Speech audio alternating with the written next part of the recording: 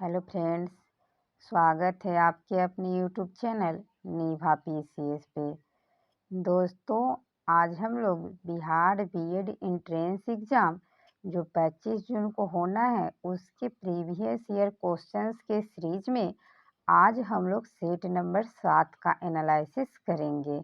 इससे पहले वाले सेट का एनालिसिस हम लोग कर चुके हैं।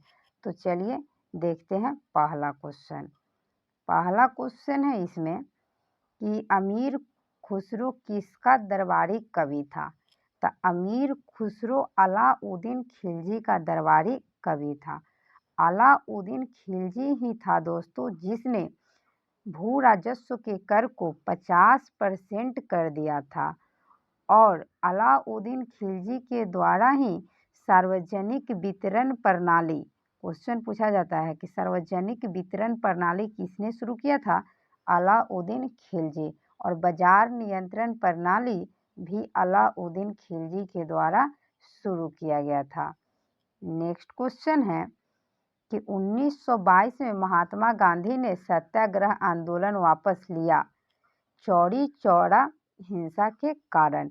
तो जो चौरी चौरा हिंसा हुआ था वह 4 फरवरी 1922 को हुआ था। इसी के कारण महात्मा गांधी के द्वारा असहयोग आंदोलन को वापस ले लिया गया था। असहयोग आंदोलन 1920 में शुरू हुआ था। नेक्स्ट क्वेश्चन है कि त्रिरत्नों में निम्नलिखित में से कौन सा शामिल नहीं है। तो त्रिरत्न में सम्यक भक्ति शामिल नहीं है। त्रिरत्न बौद्ध धर्म से संबंधित है। बौद्ध धर्म के त्रिरत्न में सम्यक ज्ञान, सम्यक आचरण और सम्यक कर्म के बारे में चर्चा है। नेक्स्ट क्वेश्चन है कि पेशावर किस शासक के शासन काल में बौद्ध सभ्यता का प्रसिद्ध केंद्र था। तो कनिष्क के शासन काल में पेशावर जो था बौद्ध सभ्यता का प्रसिद्ध केंद्र था। कनिष्क की राजधानी पेशावर ही थी। कनिष्क कुषाण वंश का सबसे प्रतापी राजा था। नेक्स्ट क्वेश्चन है कि निम्नलिखित में से किस वर्ष चीन एशियाई विकास बैंक का सदस्य बना था। चीन एशियाई विकास बैंक का सदस्य 1986 में बना था। ऑप्शन सी बिल्कुल सही है। नेक्स्ट क्वेश्चन है कि निम्नलिखित में से मार्कोसुर किस क्षेत्र के देशों के बीच आपसी क्षेत्रीय व्यापार समझौता है। तो मार्कोसुर जो है दोस्तों वह दक्षिणी अमेरिका का जो आपसी क्षेत्रीय व्यापार है उसको मार्कोसुर के नाम से जाना जाता है। 62 नंबर क्वेश्चन है कि अर्थशास्त्री अमर्त्य सेन को अर्थशास्त्र का नोबेल पुरस्कार किस वर्ष प्रदान किया गया था। तो अर्थशास्त्री जो अमर्त्य सेन हैं उनको 1998 में अर्थशास्त्र का नोबेल पुरस्कार मिला था। और किसके लिए मिला था। तो यह कल्याण अर्थशास्त्र के लिए मिला था। क्वेश्चन पूछा जाता है कि अर्थशास्त्र किस अर्थशास्त्र के लिए अमर्त्य सेन को नोबेल मिला था। तो कल्याण अर्थशास्त्र के लिए। 63 नंबर क्वेश्चन है कि निम्नलिखित में से किसे प्रशांत महासागर का चौराहा कहा जाता है। प्रशांत महासागर का चौराहा होनोलुलु को कहा जाता है, यानी इसे हवाई द्वीप के नाम से भी जाना जाता है। नेक्स्ट क्वेश्चन है कि निम्नलिखित में से किस द्वीप का पुराना नाम सैंडविच द्वीप है। तो सैंडविच द्वीप हवाई द्वीप का पुराना नाम है।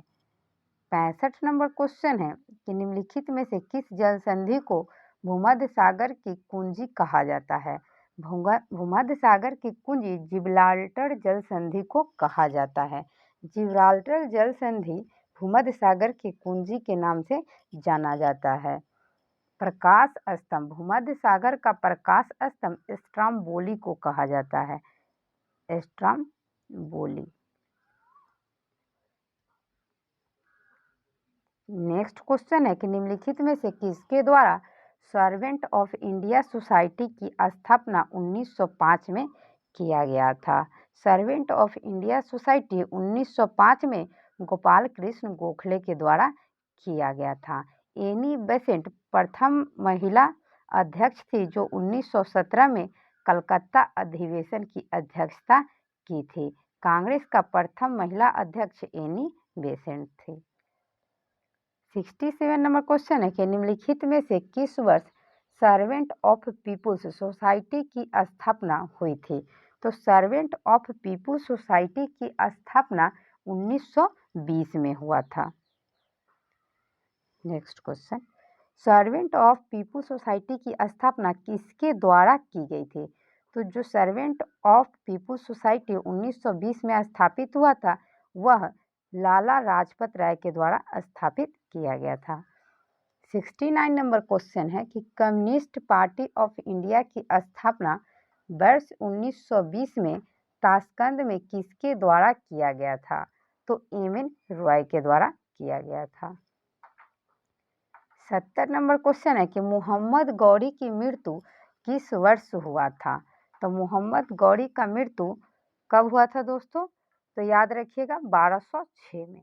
1206 में मोहम्मद गौरी की मृत्यु के बाद कुतुबुद्दीन ऐबक शासक बना था और 1206 से 1210 तक उसका शासनकाल था कुतुबुद्दीन ऐबक में।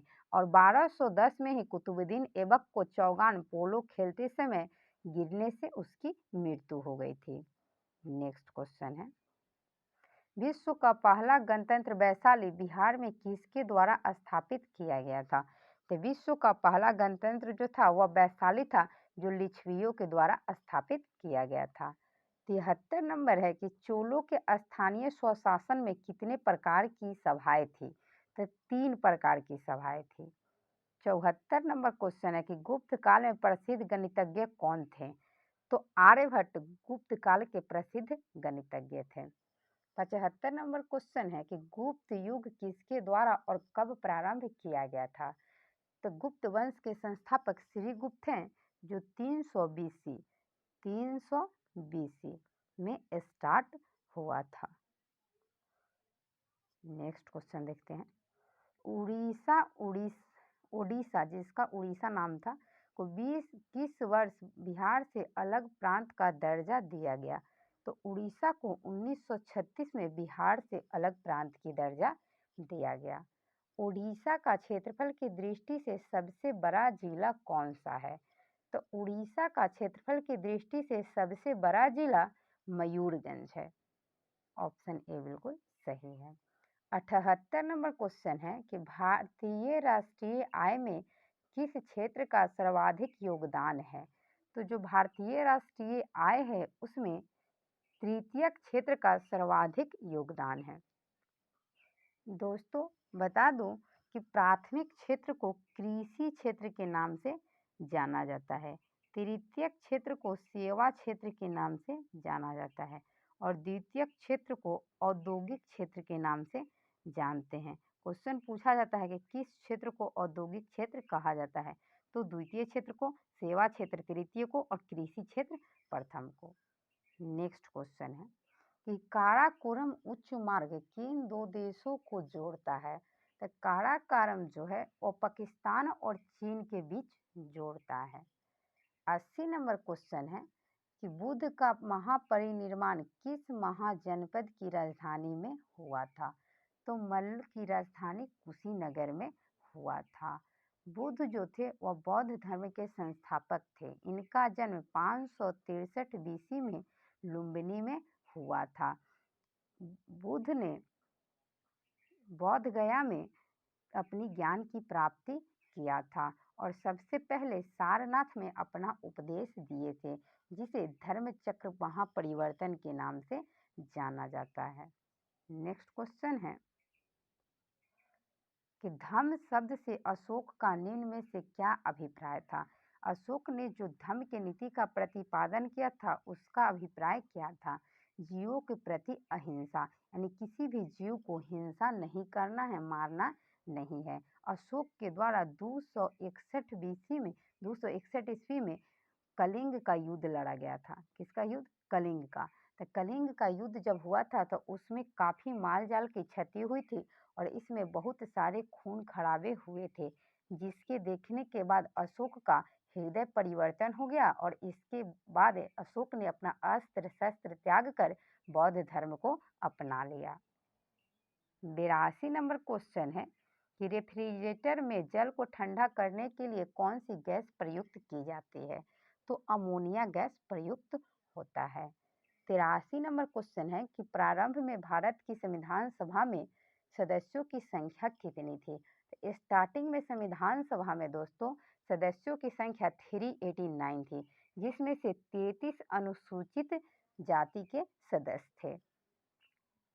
84 नंबर क्वेश्चन है कि निम्नलिखित में से कौन सी योजना भारतीय स्वतंत्रता का आधार बना?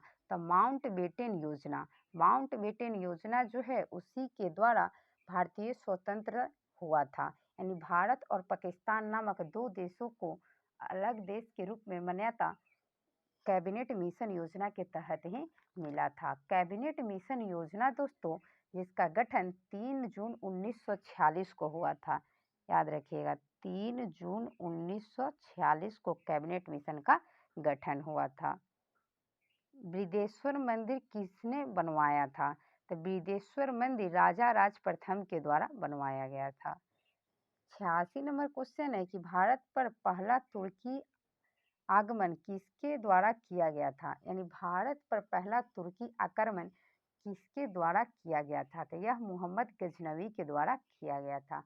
मोहम्मद गजनवी भारत पर कुल 17 बार आक्रमण किया था। भारत पर आक्रमण करने का मोहम्मद गजनवी का मुख्य उद्देश्य था कि भारत की धन दौलत को लूटना, न कि भारत में अपने साम्राज्य का विस्तार करना। 87 नंबर क्वेश्चन है कि 39वीं समानांतर रेखा किन दो देशों को विभाजित करती है? तो 39वीं जो समानांतर रेखा है वह कनाडा एवं संयुक्त राज्य अमेरिका, कनाडा और यूएसए को विभाजित करती है, और दक्षिण कोरिया एवं उत्तर कोरिया को 38वीं समानांतर रेखा विभाजित करती है। 88 नंबर क्वेश्चन है कि संविधान सभा ने उद्देश्य प्रस्ताव किसने प्रस्तुत किया था? तो संविधान सभा में उद्देश्य प्रस्ताव पीटी नेहरू के द्वारा किया गया था।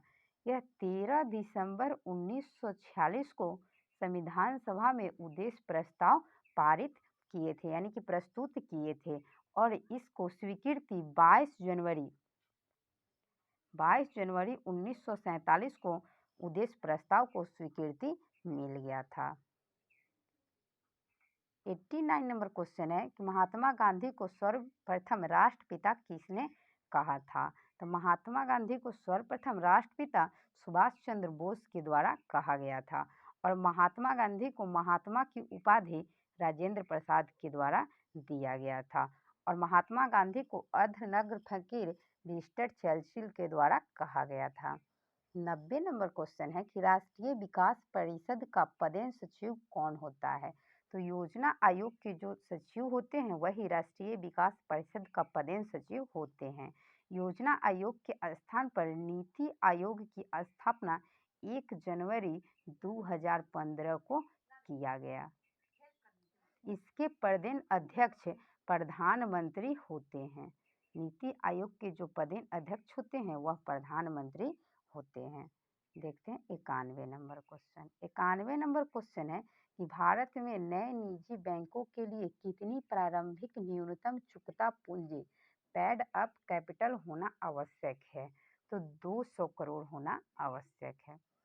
92 नंबर क्वेश्चन है कि सूखा असंकित क्षेत्र कार्यक्रम DPAP के लिए वित्त व्यवस्था केंद्र व संबंधित राज्य द्वारा किस अनुपात में की जाती है? तो उस क्षेत्र में केंद्र का जो खर्च रहता है वह 75% होता है, और राज्य का जो होता है वह 25% होता है, यानी 75:25 से केंद्र और स्टेट मिलकर काम करते हैं। नेक्स्ट है कि हिंद महासागर तट क्षेत्रीय सहयोग संघ Indian ocean association of regional corporation की स्थापना की औपचारिक घोषणा कब की गई थी? तो 5 मार्च 1997 को किया गया था। 94 नंबर क्वेश्चन है कि हवाला क्या है? तो हवाला जो है दोस्तों वह विदेशी मुद्रा विनिमय का अवैध कारोबार है, ऑप्शन बी। 95 नंबर क्वेश्चन है कि भुगतान संतुलन के विपरीत होने की दिशा में निम्नलिखित में से कौन सा कदम स्थिति सुधारने में सहायक होगा? तो यह अवमूल्यन होगा। ऑप्शन बी बिल्कुल सही है। तो चलिए, हमारा सेट, आज का सेट यहीं पे समाप्त होता है। ऐसे ही नेक्स्ट सेट के लिए आप हमारे साथ बने रहिए। तब तक के लिए धन्यवाद।